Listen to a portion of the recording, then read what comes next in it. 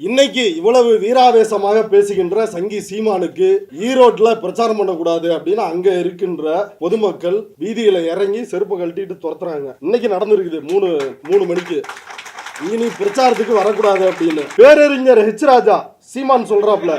பேரறிஞர் ஹெச் ராஜா எங்க ஐயா இருக்கிறாரு, அவரு வருவாருன்றாரு. அடுத்து என் தம்பி பாண்டே இருக்கிறான், பாண்டே வச்சு நீங்க இந்த எலெக்ஷன் ஸ்ட்ராட்டஜியை பண்ணுங்க அப்படின்றாரு. உனக்கு வெக்கமா இல்ல? அவங்களுக்கு புரோக்கர் வேலை பாக்குறதா இருந்தா நீ உன் கட்சியில சேர்த்துக்கிட்டு நீ மார்க்கெட்டிங்க்கு உன் எலெக்ஷன் ஸ்ட்ராட்டஜிக்கு யூஸ் பண்ணிக்க வேண்டியதானே? அண்ணன் மகன் கார்த்திக் வந்து பேசினது, அந்த அவர் முன்வைத்த கேள்விகளுக்கு எந்த கேள்விக்காவது சீமான்ட்ட பதில் இருக்குதா? பத்திரிகையாளர்களை பார்த்து ஓடுற ஈரோட்ல வந்து தந்தி டிவி செய்தியாளர் வந்து கேட்கிறாரு, அண்ணன் மகன் அப்படின்னு ஆரம்பிக்கிறாரு. ஆரம்பிச்ச உடனே சீமானுக்கு உதறல். உடனே இல்ல எனக்கு நேரம் இல்ல, நான் அடுத்த நிகழ்ச்சி போய் பார்க்கணும், அதை விடுங்க அப்படின்னு தெரிச்சு வர்ற. அடுத்து புதிய தலைமுறையில இருந்து வந்து கேக்குறாங்க, என்னங்க இப்படி என்னுடைய அண்ணன் மகன் இப்படி சொல்லிருக்கிறாரு, அந்த பேரை எடுத்த உடனே அவன் கிடக்குறான் இந்த பையன் அப்படின்னு சொல்லிட்டு தெரிச்சு வர்ற. உனக்கு ஏன் இந்த பயம்? எந்த ஆண்மகனுக்காவது தைரியம் இருக்கிறதா? இப்படி கையை நீட்டுவான் பிரஸ் மீட்ல. எந்த ஆண்மகனுக்காவது தைரியம் இருக்குதான்னு. எல்லா மகனுக்குமே தைரியம் இருக்குது, நீ வரியா இல்லையா அதான் கேள்வி. ஆனா சீமான் என்ன சொல்றாரு, திராவிடம் என்பது தெலுங்கர்களை வாழ வைப்பதற்காகவே உருவாக்கப்பட்டது அப்படின்னு அயோக்கியத்தனமாக மனசாட்சியே இல்லாம பேசுறாரு. தமிழ்நாட்டில் மட்டும் விஜயலட்சுமிகள் இல்லை, ஈழத்திலும் விஜயலட்சுமிகள் சீமானால் பாதிக்கப்பட்டு இருக்கிறார்கள். அவர் வந்து சொல்றாருங்க, இது என்னோட கருத்து இல்ல. பெரியார் உண்மையிலேயே சொத்தை காப்பாற்றணும் அப்படின்னா பெரியார் என்ன செஞ்சிருப்பாரு? தன்னுடைய அண்ணன் மகன் சம்பத் இருக்கிறாரு, சம்பத்தை கூப்பிட்டு இந்த சொத்தெல்லாம் நீ பாத்துக்க அப்படின்னு அவர் பேர்ல எழுதி வச்சிருக்க முடியும், இல்ல வேற யார் பேர்லயாவது உறவினர்கள் பேர்ல எழுதி வச்சிருக்க முடியும். எதற்காக அன்னை மணியம்மையாரை தேர்வு செய்கிறார்? இந்த சொத்து சமூகத்திற்காக பயன்பட வேண்டும் அப்படின்றதுக்காக தான் ஒரு வாரிசை தேடி அந்த வேலையெல்லாம் செய்யறாரு. உண்மையில் சொத்துக்காக கல்யாணம் பண்ண நீ, சொத்து இந்த சமூகத்திற்காக பயன்பட வேண்டும் என்று ஒரு வாரிசை தேர்வு செய்த தந்தை பெரியாரை பேசுவதற்கு உனக்கு யோகிதை இருக்கா? இந்த சீமானினுடைய கேள்வி இன்னும் குதர்க்கமானது. வள்ளுவரை யார் படிக்க வைத்தார்? கம்பனை யார் படிக்க வைத்தார்? இளங்கோவை யார் படிக்க வைத்தார்? ஔவையாரை யார் படிக்க வைத்தார்? அப்படின்லாம் பயங்கரமா கேட்கிறாப்ல. ராஜா, வள்ளுவரை பெரியார் படிக்க வைக்கல, ஆனா வள்ளுவர் எழுதிய குறளை படிக்க வைத்தது தந்தை பெரியார். அவர் நடத்திய போராட்டம். தந்தை பெரியாரை எவனாவது இழிவுபடுத்தி பேசினா அப்படின்னா சாணியில முக்கி செருப்பை கழட்டி போய் அடிங்க, கண்ணை மூடிட்டு அடிங்க. பெரியார் சொன்ன ஒவ்வொரு வார்த்தைக்கும் பொருள் இருக்கிறது. பெரியார் எதையுமே கண்ணை மூடிட்டு சொல்லல. இந்த பெரியார் தான் படிக்க வைத்தாரா அப்படின்றது என்னுடைய தலைப்பு. அந்த தலைப்புக்குள்ள போறதுக்கு முன்னாடி சில செய்திகளை சொல்ல வேண்டியது இருக்கு. சீமான் தந்தை பெரியார் குறித்து தந்தை பெரியார் சொல்லாத ஒரு அவதூறை கூச்சமே இல்லாம பொதுவெளியில் பேசினார். இது பேசுறதுக்கு முன்னாடி இன்னொரு செய்தி. இங்க பேசப்படுகின்ற நான் பேசுகின்ற கருத்துக்களுக்கு நான் தான் பொறுப்பு. இந்த மேடையில் இருக்கின்ற எம்எல்ஏவோ இல்லை வேற யாருக்குமோ இது பொறுப்பு கிடையாது. அவர்களுக்கும் இதற்கும் எந்த சம்பந்தமும் இல்லை. இப்போ சீமான் வெட்கமே இல்லாம தந்தை பெரியார் குறித்து ஆபாசமாக அவதூறாக ஒரு பொய்ய பொதுவெளியில சொல்லிட்டான். சொன்ன பிறகு பல முனையிலிருந்து தாக்குதல் நடக்குது. இந்த விஷயத்தை சொன்ன உடனே சில கைதட்டல்கள் சீமானுக்கு கிடைத்தது. பேரறிஞர் ஹெச் ராஜா சீமான் சொல்றாப்ல. பேரறிஞர் ஹெச் ராஜா எங்க ஐயா இருக்கிறாரு, அவரு வருவாருன்றாரு. அடுத்து என் தம்பி பாண்டே இருக்கிறான், பாண்டே வச்சு நீங்க இந்த எலெக்ஷன் ஸ்ட்ராட்டஜியை பண்ணுங்க அப்படின்றாரு. உனக்கு வெக்கமா இல்ல? அவங்களுக்கு புரோக்கர் வேலை பாக்குறதா இருந்தா நீ உன் கட்சியில சேர்த்துக்கிட்டு நீ மார்க்கெட்டிங்க்கு உன் எலெக்ஷன் ஸ்ட்ராட்டஜிக்கு யூஸ் பண்ணிக்க வேண்டியதானே? இப்ப இப்படிப்பட்ட நபர்கள், அப்புறம் தம்பி அண்ணாமலை, இவர்கள் எல்லாம் கைதட்டல் கொடுத்த உடனே சீமானுக்கு ரொம்ப குஷியாயிருச்சு. ஆஹா, நாம் பெரியாரை எதிர்த்து பேசிட்டோம், நமக்கு இந்த பார்ப்பனர்களும் பார்ப்பன அடிமைகளும் நமக்கு ஆதரவு கொடுக்குறாங்க, நாம் பெரியாள் தான் போல அப்படின்னு நினைக்க ஆரம்பிச்சிட்டாரு. ஆனால் பேசி ஒரு வாரத்திற்குள்ளாகவே சீமான் என்கின்ற இந்த வண்டியை சுத்தமாக குத்தி எல்லாம் பஞ்சர் ஆக்கிட்டாங்க. அதனுடைய உச்சபட்ச அட்டாக்கு தான் என்னுடைய அண்ணன் மகன் கார்த்திக் வந்து பேசினது, அந்த அவர் முன்வைத்த கேள்விகளுக்கு எந்த கேள்விக்காவது சீமான்ட்ட பதில் இருக்குதா? பத்திரிகையாளர்களை பார்த்து ஓடுற ஈரோட்ல வந்து தந்தி டிவி செய்தியாளர் வந்து கேட்கிறாரு, அண்ணன் மகன் அப்படின்னு ஆரம்பிக்கிறாரு. ஆரம்பிச்ச உடனே சீமானுக்கு உதறல். உடனே இல்ல எனக்கு நேரம் இல்ல, நான் அடுத்த நிகழ்ச்சி போய் பார்க்கணும், அதை விடுங்க அப்படின்னு தெரிச்சு வர்ற. அடுத்து புதிய தலைமுறையில இருந்து வந்து கேட்குறாங்க, என்னங்க இப்படி என்னுடைய அண்ணன் மகன் இப்படி சொல்லிருக்கிறாரு, அந்த பேரை எடுத்த உடனே அவன் கிடக்குறான் இந்த பையன் அப்படின்னு சொல்லிட்டு தெரிச்சு வர்ற. உனக்கு ஏன் இந்த பயம்? நீ தானே அங்கே ஈழத்துக்கு போயிருக்கிற, AK-74 சுட்டுருக்கிற, நீ உன்னை மாவீரன்னு சொல்லிக்கிட்டு இருக்கிற, மணிக்கணக்கா நாள் கணக்கா இந்த போராட்டத்தை உன்கிட்ட கையளிச்சுட்டு போனாரு அப்படின்னு நீ சொல்ற. அப்படி இருக்கிறவனுக்கு ஏன் பயப்படணும்? அதாவது அண்ணன் மகன் பேசுனது எதுவும் புதிய செய்தி இல்லை. அதை கடந்த 15 ஆண்டுகளாக நாமே திரும்ப திரும்ப சொன்ன விஷயம்தான். இந்த ஆமக்கரி கதையிலிருந்து, அரிசி கப்பல் கதையிலிருந்து எல்லாமே பொய் இவன் சொல்றது அப்படின்றத நம்ம அம்பலப்படுத்தி பேசணும்.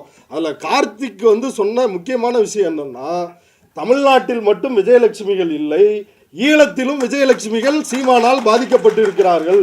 அவர் சொல்றாருங்க, இது என்னோட கருத்து இல்லை, ஈழ விதவை பெண்களை திருமணம் செஞ்சுக்கிறேன் அப்படின்னு சொல்லி ஏமாற்றி இருக்கிறார். போராளிகளினுடைய மனைவிகளை ஏமாற்றி அங்கேயும் தாலியாக இருக்கிற வேலையை இந்த சீமான் பார்த்துருக்கிறார். அப்போ தந்தை பெரியாரை தொட்டதுதான் நீ உன்னுடைய படம், நீ பிரபாகரனோடு இருக்கின்ற படம் எப்படி போலியான படம், அதில் பாருங்க பின்னாடி அவருக்கு ஷேடோவே இல்லை அப்படின்னு ஆதாரபூர்வமாக நீ இதுதான் ஈழத்துக்கு ஒரே ஒரு சாட்சி அப்படின்னு வச்சுட்டு இருந்த சாட்சி, அந்த சாட்சியே பொய் அப்படின்னு கிழிச்சு போட்டாங்க. அடுத்து அண்ணன் மகன் நீ சொல்றது எல்லாமே பொய் அப்படின்னு சொல்லிட்டாங்க. இப்ப பிரச்சனை என்ன அப்படின்னா, பெரியாரா அப்படின்னு சீமான் சொல்றாருல்ல, அந்த நெரேட்டிவ் கிடையாது, பிரபாகரனா சீமானா அப்படின்ற இடத்துல இருக்குது. இப்ப நாம் தமிழர் தம்பிகள், நீங்க தமிழ் தேசியத்தை காப்பாற்ற போறீங்களா, இல்ல காப்பாற்ற போறீங்களா, இல்ல சீமான் பக்கத்தில் நின்று பார்ப்பனர்களிடம் பொறுக்கி திங்க போகிறீர்களா? அது அந்த முடிவு உங்க கையில தான் இருக்கு. சீமான் மேடைகளில் பேசும்பொழுது என்ன சொல்லுவாருன்னா, எங்க ஐயா அண்ணல் அம்பேத்கர் அவர் மாதிரி ஒரு அறிவாளி இருக்க முடியுமா? அவர் என்ன தெரியுமா சொல்றாரு, நாகர்கள் தான் இந்தியா முழுவதும் பரவி வாழ்ந்தார்கள், அந்த நாகர்கள் பேசிய மொழி என்ன தெரியுமா? தமிழ். தமிழர்கள் தான் இந்த பூமிக்கு சொந்தக்காரர்கள், இந்தியாவிற்கு. இது எங்க ஐயாவே சொல்றாரு அப்படிமா. அப்படி சொல்லுகின்ற சீமான் இன்னொரு கேள்வியும் கேட்கிறான். என்ன கேட்கிறான்? பெரியாரையும் அம்பேத்கரையும் ஒரே நேர்கோட்டில் நிறுத்த முடியுமா? நிறுத்துறீங்களே, இது தப்பு, என் கூட யாராவது விவாதத்துக்கு தயாரா அப்படின்னு சொல்லிட்டு, உன் கூட தயார் தயார் தயார்னு பல முறை எல்லாருமே இந்த மேடையில் இருக்கிற எல்லாருமே சொல்லியாச்சு. நீ தயார் கிடையாது. எந்த ஆண்மகனுக்காவது தைரியம் இருக்கிறதா? இப்படி கையை நீட்டோம் பிரஸ் மீட்ல, எந்த ஆண்மகனுக்காவது தைரியம் இருக்குதான்னு. எல்லா மகனுக்குமே தைரியம் இருக்குது, நீ வரியா இல்லையா விவாதத்துக்கு? அதான் கேள்வி. அப்ப இப்படி அம்பேத்கரை உயர்வாக பேசி தந்தை பெரியாரை இழிவுபடுத்தணும் அப்படின்றது ஒரு கேவலமான ஒரு இழிவான புத்தியிலிருந்து சீமான் செய்யறது. இப்ப முதல் வரியில இதை சொல்றார் அண்ணல் அம்பேத்கர், நாகர்கள் தான் இந்தியா முழுவதும் பரவி வாழ்ந்தார்கள், அவர்கள் பேசிய மொழி தமிழ் அப்படின்னு முதல் பேரால சொல்றாரு. அதுக்கு அடுத்த பேரால அதே அண்ணல் அம்பேத்கர் தான் சொல்றாரு, தமிழ் திரமிழ திராவிடம். திராவிடம் அப்படின்ற ஒரு சொல் எப்படி உருவாகுது அப்படின்னு அவர் ஒரு மொழியியல் ரீதியாக அதை விளக்குகிறார். தமிழ் திரமிழ திராவிட திராவிடம் அப்படிதான் இந்த சொல் உருவானுச்சு. தமிழ் தான் திராவிடம், திராவிடம் தான் தமிழ், அவ்வளவுதான். இதை அண்ணல் அம்பேத்கர் தன்னுடைய ஆய்வில் வெளிப்படுத்தி இருக்கிறார். இதை ஒற்றுக்கொள்வதற்கு சீமான் தயாரா? சீமான் இதை எங்கேயாவது வெளியில பேசுறாரா? ஆனா சீமான் என்ன சொல்றாரு, திராவிடம் என்பது தெலுங்கர்களை வாழ வைப்பதற்காகவே உருவாக்கப்பட்டது அப்படின்னு அயோக்கியத்தனமாக மனசாட்சியே இல்லாம பேசுறாரு. ஆனா இவர் பேசுகின்ற பொய்களை பத்திரிகையாளர்கள் கேட்கறது இல்லை. போனாலே அண்ணன் அண்ணன் அப்படின்னு சொல்லி காதுகளை அண்ணனுக்கு வாடகைக்கு விட்டுட்டு கைகட்டி வாய்ப்பொத்தி வேடிக்கை பார்க்கறது தான் ஊடகங்களுடைய வேலையாக இருக்கிறது. அடுத்து சீமான் சொல்றாரு, பெரியாரு எங்களை சூத்திரன்னு சொல்லிட்டாரு. சாஸ்திரத்துல ஒரு தடவை தான் சொல்லிருக்கிறான். இவருக்கு பெரியாருக்கு மேடை ஏறினாலே தான் வேலை. இங்க பெண்கள் எல்லாரும் இருக்கிறீங்க, தப்பா எடுத்துக்காதீங்க, அவர் சொன்னதை சொல்றேன். என்ன சீமான் சொல்றாருன்னா, மேடை ஏறிட்டாலே போதும், தமிழர்களே உங்களை தேவடியா பையன்ட்டான் இப்படியே பெரியார் சொல்லிட்டாரு, மேடை ஏறின இடம்லாம். ஆமாம், பெரியார் சொன்னார். பெரியார் அவராக சொன்னாரு தமிழர்களை பார்த்து, இந்த மனுஸ்மிருதி இப்படி சொல்லுகிறது, வேதம் இப்படி சொல்லுகிறது, புராணம் இப்படி சொல்லுகிறது, நீ இந்து என்று உன்னை நம்பாத, நீ உன்னை வைசியன் சத்திரியன் அப்படின்னு இந்த சாதிய பெருமைக்குள் மூழ்காதே, உன்னை சூத்திரன் என்று இந்த மதம் சொல்லுகின்றது. சூத்திரன் என்றால் மனுஸ்மிருதியில் பார்ப்பானின் வைப்பாட்டி மகன் அப்படின்னு சொல்லுது. இந்த இழிவை நீ ஏற்க போகிறாயா? இந்த இழிவை துடை தெரிய போகிறாயா? இதுதான் பெரியாரினுடைய அடிப்படையான கேள்வி. ஆனா சீமான் இதை எப்படி திரிக்கிறான்? பெரியார் தமிழர்களை வேசியின் மகன் சொல்லிட்டாரு அப்படின்னு கூச்சமே இல்லாம திரிக்கிறான். சீமான் வேண்டுமானால் இதை எல்லாத்தையும் கேட்டுக்கிட்டு இந்த சாஸ்திரத்தை புராணத்தை ஏற்றுக்கொண்டு பையனுக்கு சமஸ்கிருத மந்திரம் ஓதி மொட்டை அடித்து காது குத்தி அங்கே திருச்செந்தூர் கோயிலில் போய் அரை நிர்வாணமாக ஐயருங்க கையை பிடிச்சி கும்பிட்டு பாப்பான் காலை கழுவி குடிக்கிற நீ வேணா உன்னை சூத்திரன் என்று ஒப்புக்கொள்ளலாம். நாங்கள் ஏன் ஒப்புக்கொள்ள வேண்டும்? நாங்கள் தந்தை பெரியாரினுடைய வாரிசுகள். எங்க தந்தை நாங்க சுயமரியாதை பெற்று வாழ்வதற்காகத்தான் இந்த போராட்டத்தையே நடத்தினாரு. நாங்க என்ன இதுக்கு ஏத்துக்கணும்னு கேட்கிறேன். அடுத்து இவருக்கு பெரிய புராணம் பிடிக்குமா? ஆனா பெரியார் புராணம் பிடிக்காதான். சீமான் சொல்றாரு, உனக்கு ஏன் பெரிய புராணம் பிடித்திருக்கிறது? அதுல ரெண்டு செய்தி. சீமானுக்கு ஏன் பெரிய புராணம் பிடித்திருக்கிறது, நமக்கு ஏன் பெரிய புராணம் பிடிக்கவில்லை, பெரியார் இயக்கத்தினர் அமைப்பினர் ஏன் பெரிய புராணத்தை பெரியார் உள்ளிட்டு எல்லாரும் ஏன் எதிர்த்தார்கள்? இப்போ இயற்பகை நாயனார் அப்படின்னு ஒரு நாயனார் இருக்காரு பெரிய புராணத்தில். அவர் என்ன செய்கிறார் அப்படின்னா, பகவான் வருவார். எப்படி வருவார்? சாதாரணமாக வரமாட்டார். சூத்திரனாகவோ பஞ்சமனாகவோ இப்படியெல்லாம் பகவான் வரமாட்டார். பகவான் எடுத்தாலே அவதாரம் என்னவா எடுப்பார்? பார்ப்பன அவதாரம் தான் எடுப்பார். அதுதான் பகவானுக்குரிய சிறப்பு. அந்த பகவான் ஒரு பார்ப்பன அவதாரம் எடுத்து வர்றாரு. நான் உன்னுடைய மனைவி எனக்கு வேணும், நீ செய்வியா? நீ என்னோடு அனுப்பி வைப்பாயா? அதுவும் உன் சொந்தக்காரங்களாம் இப்படி நீ அனுப்பிச்சி வச்சேன்னா தொல்லை பண்ணுவான். அதனால் ஊர் வெளியே வரைக்கும் வாழேந்தி எங்களுக்கு பாதுகாப்பு கொடுத்து உன்னுடைய மனைவியை என்னோடு அனுப்பி வைக்க வேண்டும். கடவுள் ஒரு பக்தனினுடைய பக்தியை எப்படியெல்லாம் சோதிப்பார் அப்படின்னு பெரிய புராணம் இப்படி சொல்லுது. இப்படி சொல்லுகின்ற ஒரு புராணம் நம்முடைய புராணமாக இருக்க முடியுமா? இப்படி சொன்னால் அது கடவுளாக இருக்க முடியுமா? இந்த இழிவை நம்மால் ஏற்றுக்கொள்ள முடியுமா? இது ஒன்று. அடுத்து சிறுதொண்டர்னு ஒருத்தர், அவருடைய பெருமைகளை எல்லா காலாட்சேபத்திலையும் சொல்லுவாங்க. அதே பார்ப்பன அவதாரத்தில் பகவான் சிவபெருமான் வர்றாரு. வந்தவர் 5 வயதுக்கு உள்ளான குழந்தையினுடைய கறி வேண்டும் அப்படின்னு சொல்லி கேட்குறாரு. உடனே குழந்தையை வெட்டி கறி சமைத்து அந்த பரஞ்சோதி செஞ்சிடறாரு. அதனால அவரை சிறு தொண்டு அப்படின்றாங்க. இது சிறு தொண்டு, இயற்பகை நாயனார் செஞ்சது பெரிய தொண்டு. அப்ப இந்த இழிவுகள் சீமானுக்கு பிடித்திருக்கிறது. நமக்கு ஏன் இந்த இழிவுகள் பிடிக்க வேண்டும்? அடுத்து கம்பனை கேவலப்படுத்திட்டார் பெரியார். ஆமாம், உத்தரகாண்டத்தை மறைத்தவன் கம்பனை கிரிமினல் என்றார், அயோக்கியன் என்றார். கம்பனை கடுமையா பெரியார் எதிர்த்தார். ஏன் எதிர்த்தார்? சூத்திர சமூகன் தவம் இருந்தான் என்பதற்காக அவனுடைய தலையை கொய்து வெட்டி வீசியது ராமராஜ்யம். ராமன் அதை நேரடியாக செஞ்சாரு. ஆனால் அம்பேத்கர் ராமன் எப்படிப்பட்ட அயோக்கியன் அப்படின்றத இந்து மதத்தின் புதிர்கள் அப்படின்ற நூலில் அற்புதமாக எழுதியிருக்கிறாரு. அப்படிப்பட்ட ஒரு விஷயத்தை மறைச்சி கம்பன் தன்னுடைய ராமாயணத்தை ராமனை தமிழ்படுத்துகிறார். அப்போ இப்படிப்பட்ட ஒரு புழுகுகளை, ஒரு அயோக்கியத்தனத்தை நம்முடைய தலையில் கட்டி இருக்கிறானேன்றதுனால தான் கம்பனை பெரியார் எதிர்க்கிறார். இப்படி தமிழில் உள்ள ஒவ்வொரு இலக்கியத்தையும் ஒவ்வொரு பக்தி இலக்கியத்தையும் எடுத்து இதெல்லாம் சொல்லி இந்த யோகிதையை பற்றி பேச முடியும். இப்படி இருக்கிறதுனால தான் பெரியார் சொல்கிறாரு இது காட்டுமிராண்டி மொழி அப்படின்றாரு. அப்போ இதை நல்ல மொழியாக்குன்னா என்ன செய்யணும்? அறிவியல் மயப்படுத்து, இந்த மொழியை அறிவியல் மயப்படுத்து. இந்த மொழியை நீ அறிவியல் ரீதியாக புத்தகம் எழுதினா நானே காசு போட்டு என்னுடைய சொந்த செலவில் உனக்கு பாராட்டு விழா நடத்தி அந்த புத்தகத்தை தமிழ்நாடு முழுவதும் கொண்டு போய் சேர்ப்பேன் அப்படின்னு அந்த காட்டுமிராண்டி மொழின்னு பெரியார் சொன்னார்ல, எழுதினார்ல, அந்த கட்டுரையினுடைய பின்குறிப்பே இதில் இடம்பெற்றிருக்குது. ஆனால் இவங்க 19 பெரியார் காட்டுமிராண்டின்ட்டாரு. எதுக்கு சொன்னார்னா இதுக்கு தான் சொன்னார். இஸ்லாமியர்களை பெரியார் இழிவுபடுத்தி விட்டார் அப்படின்றாங்க. இஸ்லாமியர்களை பெரியார் எங்கேயுமே இழிவுபடுத்தலை. அவங்க 1962 எலெக்ஷனில் முஸ்லீம் லீக்னு நினைக்கிறேன், அவங்க ராஜாஜி டிஎம்கே இவங்க 3 பேரும் ஒரே அணியாக கூட்டணி வைக்கிறாங்க. பார்ப்பனர் ராஜாஜி, இஸ்லாமியர்கள் ப்ளஸ் இது திமுக. அப்போ பெரியார் கடுப்பாயி சொல்கிறாரு, இப்போ இவங்களும் நம்மளோட எதிரி தான் பாருங்க, பாப்பானோட சேர்ந்துட்டான் அப்படின்னு சொல்லி பெரியார் பேசினார், எழுதினார். அவ்வளோதான் விஷயமே ஒழிய அதை தாண்டி இஸ்லாம் குறித்து அவருக்கு கோட்பாட்டு ரீதியாக எவ்வளவு பேசியிருக்கிறாரு. இன இழிவு நீங்க வேண்டுமென்றால், சாதி ஒழிய வேண்டுமென்றால் இஸ்லாமே அருமருந்து அப்படின்னு பெரியார் பேசியிருக்கிறாரு. நபிகள் எந்த மாதிரியான சீர்திருத்தங்களை செய்தார் அப்படின்னு பெரியார் பேசியிருக்கிறாரு.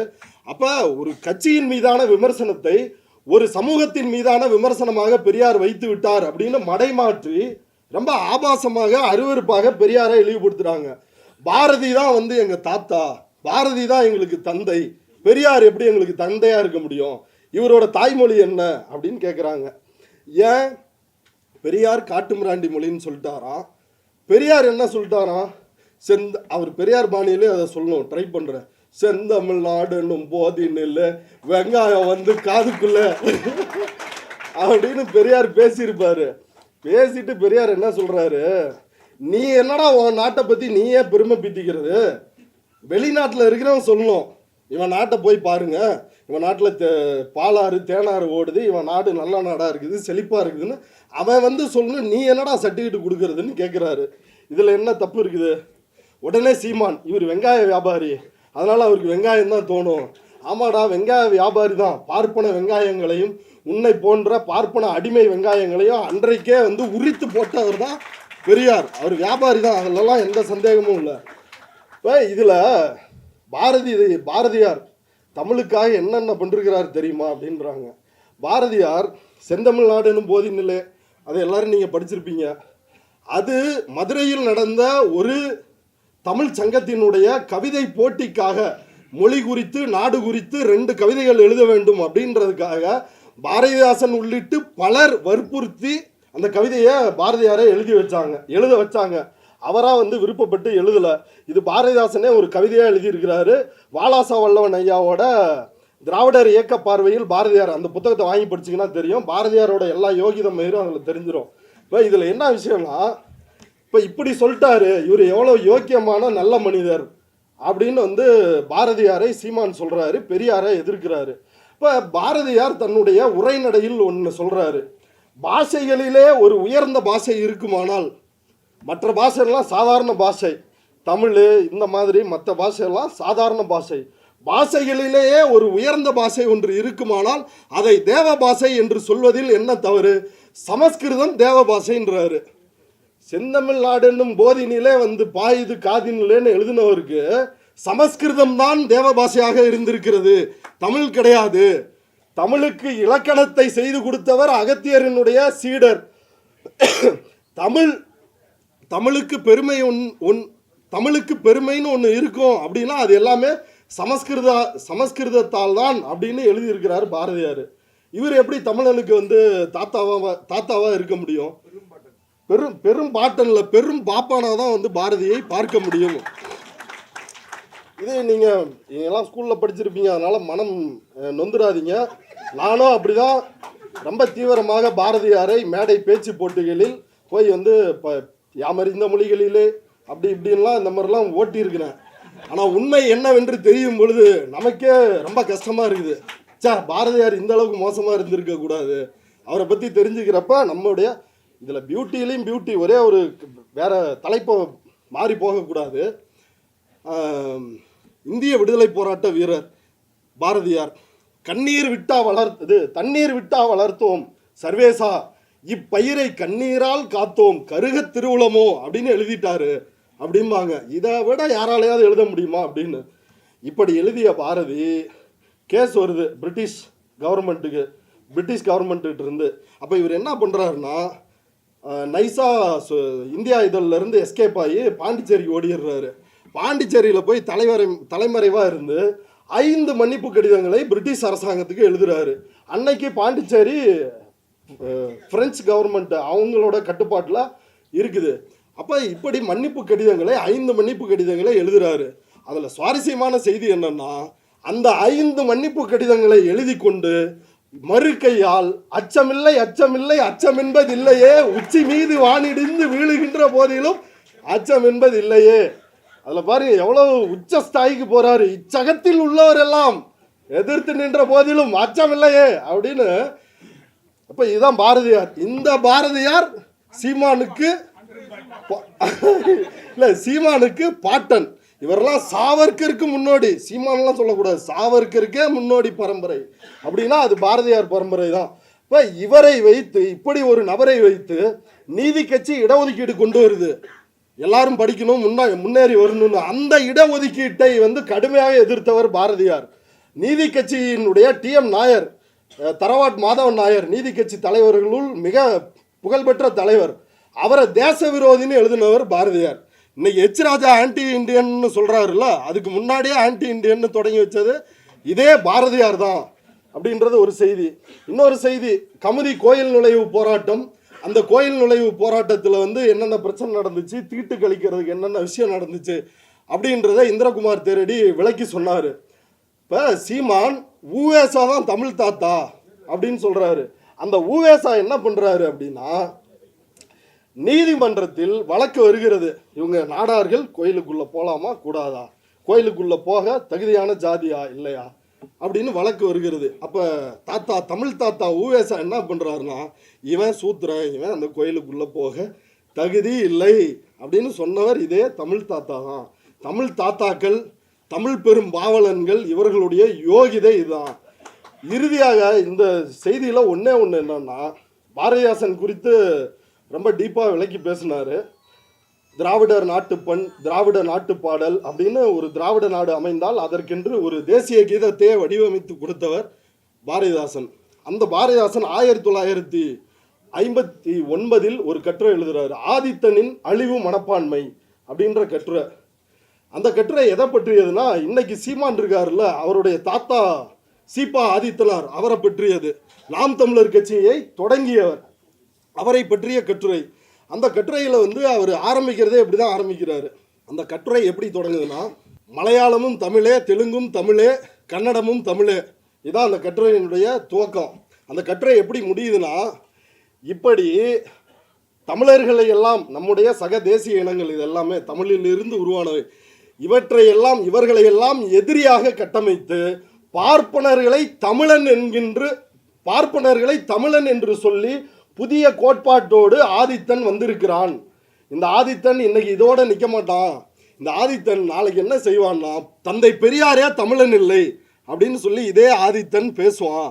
அதனால நாளைக்கு ஆதித்தனை விரட்டலாம் என்று காத்திருக்காதீர்கள், இன்றே ஆதித்தனை விரட்டி அடியுங்கள் என்று அன்றைக்கு சொன்னார்.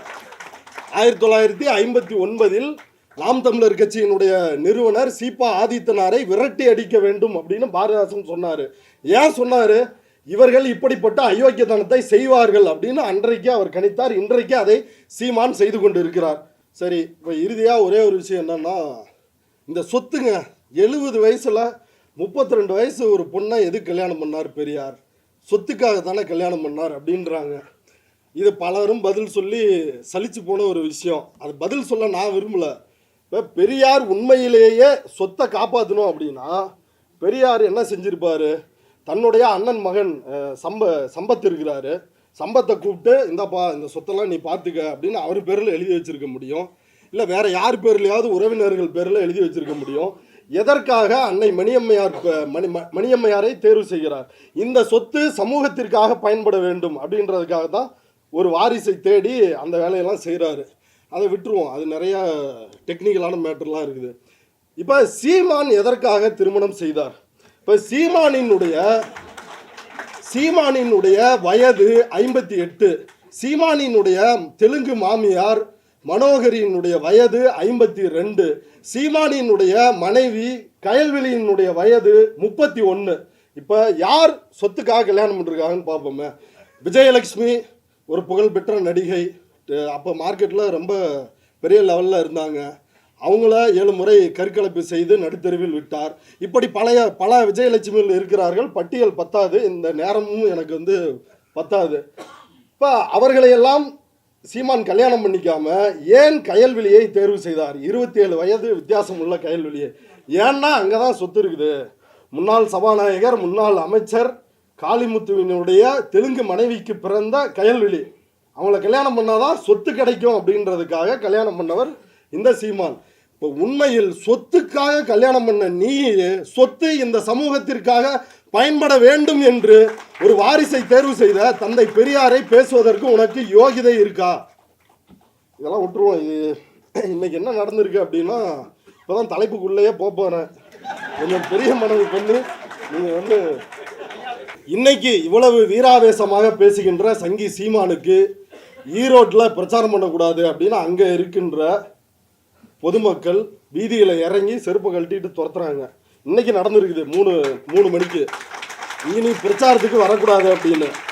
இனி ஈரோட்டில் மட்டும் இல்லை, எங்கெல்லாம் நாம் தமிழர் கட்சியினரும் அவரது தம்பிகளும் தந்தை பெரியார் குறித்து அவதூறு பரப்புகிறார்களோ அங்கெல்லாம் போய் நம்ம கருத்து ரீதியாலாம் இதை மோத முடியாது. செருப்போட போய் நின்று எதிர்கொள்ளணும்.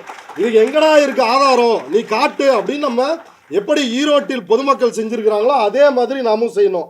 இப்போ விஷயம் பெரியார் தான் படிக்க வைத்தாரா அப்படின்றது என்னுடைய தலைப்பு. பெரியார் தான் படிக்க வைத்தாரா அப்படின்னா, ஆமாம், தந்தை பெரியார் தான் படிக்க வைத்தார். எப்படி படிக்க வைத்தார்?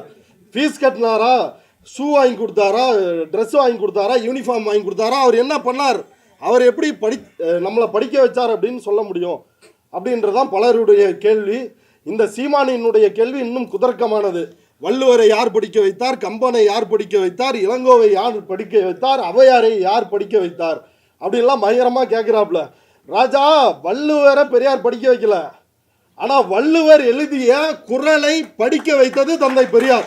அவர் நடத்திய போராட்டம் அதான் பெரியாரோட சிறப்பு. சுருக்கமாக இந்த டைம் இல்லை, அதனால் முடிச்சிடுறேன். 1921 நீதி கட்சியினுடைய முதல் ஆட்சியில் கம்யூனல் ஜிஓ எல்லாருக்கும் 100% இடஒதுக்கீடு, பார்ப்பனர்கள் உள்ளிட்ட அனைவருக்கும், இஸ்லாமியர்கள், பார்ப்பனர்கள், கிறிஸ்தவர்கள், பார்ப்பனர் அல்லாத இந்துக்கள், இவர்களுக்கெல்லாம் 100% இடஒதுக்கீடு 1921 நீதி கட்சி. அந்த நீதி கட்சி தான் திராவிடர் கழகமாக பின்னாடி மாறுகிறது. அதனுடைய தலைவராக தந்தை பெரியார் 37 பொறுப்பேற்கிறார். அந்த நீதி கட்சி இடஒதுக்கீடை முதலாக கொண்டு வருகிறது. அதற்கு பிறகு சுப்பராயன் தலைமையிலான ஒரு சுயேட்சை அரசாங்கம், நீதி கட்சியினுடைய ஆதரவோடு நடந்த ஒரு அரசாங்கம் 1927 இந்த இடஒதுக்கீட்டை நடைமுறைப்படுத்துகிறது.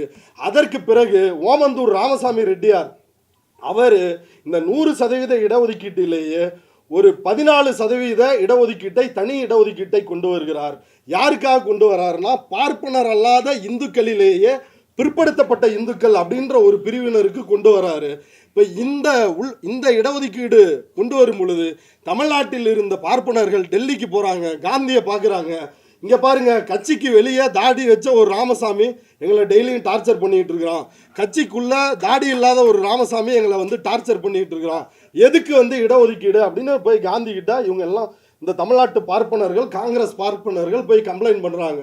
அப்போ காந்தி கூப்பிட்டு இவர் ஓமந்தூராரை என்னங்க ஏதுங்கன்றாரு. இல்லைங்க, இவங்க எல்லாருமே இந்துக்கள், ரொம்ப பின்தங்கிய நிலைமையில் இருக்கிறாங்க, படித்து மேலே வரணும், அதுக்காக தான் இடஒதுக்கீடுன்னு அவர் சொல்கிறாரு.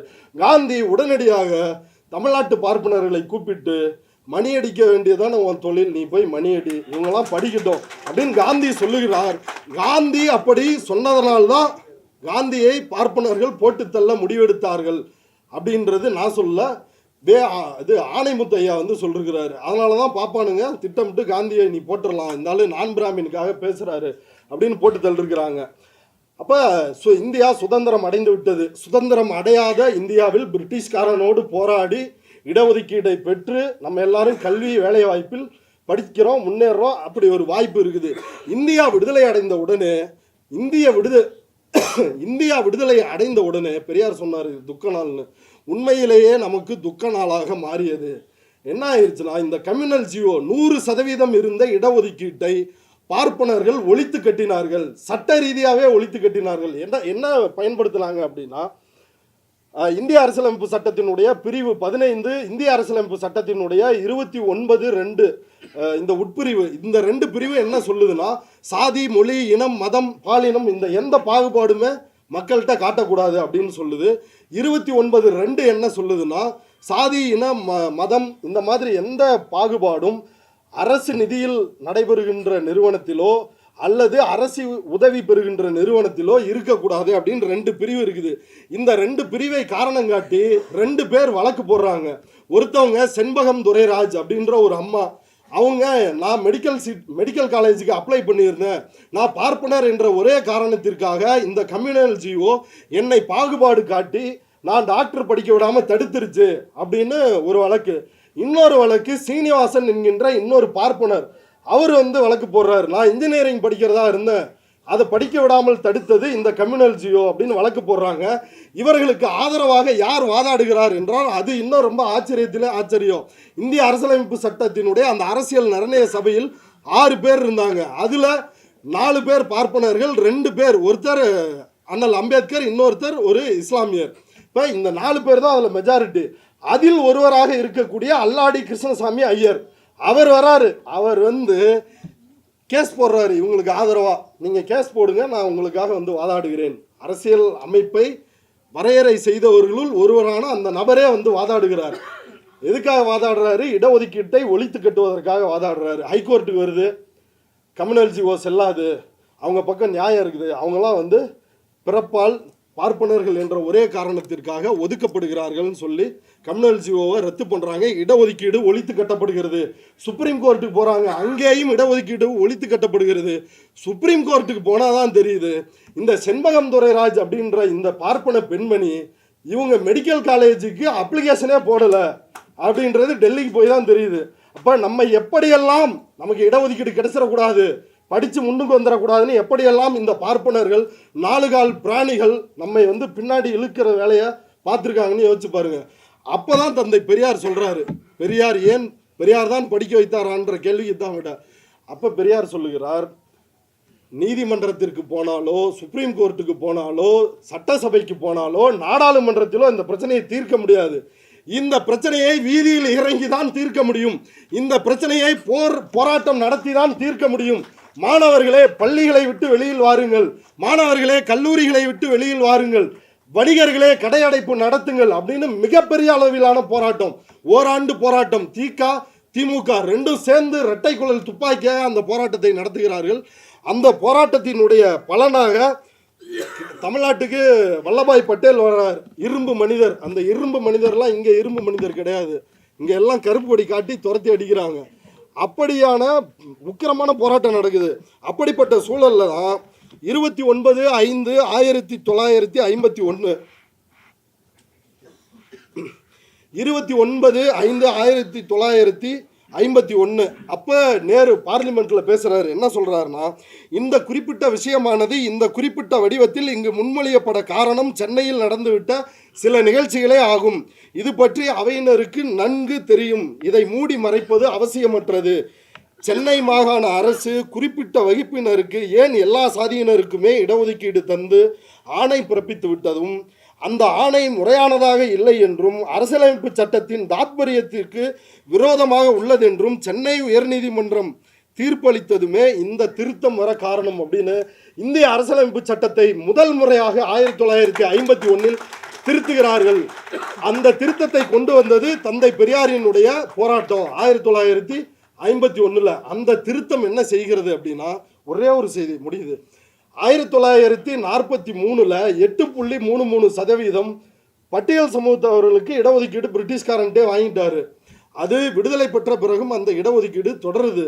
ஆனால் நம்முடைய கம்யூனல் ஜியோ தமிழ்நாட்டில் எல்லாருக்குமே இருந்துச்சு, எல்லா சமூகத்திற்கும். அந்த தான் ரத்து பண்ணிடுறாங்க. அப்போ இந்த 14(4) அப்படின்னு ஒரு உட்பிரிவு அரசியல் சட்டத்தில் சேர்க்கப்படுகிறது. ஏற்கனவே 15 பாகுபாடு காட்டக்கூடாதுன்னு சொல்லுது, 29(2) அதுவும் பாகுபாடு காட்டக்கூடாதுன்னு சொல்லுது. இந்த 2 பிரிவுகளும் இந்த கல்வி, வேலைவாய்ப்பு, இடஒதுக்கீடு அப்படின்ற அந்த விவகாரத்தை இது ரெண்டும் தடுக்க முடியாது அப்படின்ற ஒரு திருத்தத்தை கொண்டு வராங்க.